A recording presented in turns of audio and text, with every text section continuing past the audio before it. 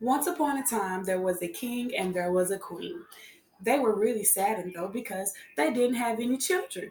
Next thing, they had a daughter, a princess. And to celebrate their daughter's life, they wanted to have a grand christening feast for her. So all of the fairy godmothers, they decided that they would come and they wanted to give their fairy gifts, kind, nice gifts. But there was one old grumpy fairy. She came and she wasn't even invited.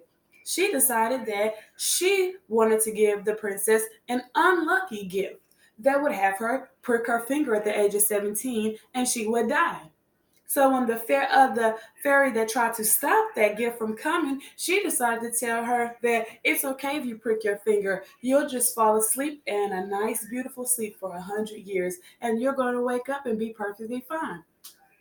So when the princess turned 17, she found an old lady, lady that had been living there, and she was spinning and knitting and stuff. So she decided that she would go in to do that, and she accidentally pricked herself.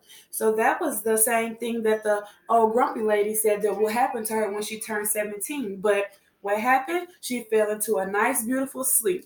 The horses and the other people that wanted to be there, the servants and everybody else, they fell asleep with her.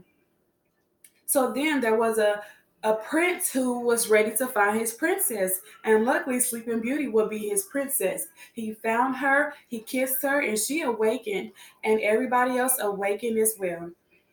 The prince and the princess, they went off to his father's palace, and they lived happily ever after. The end.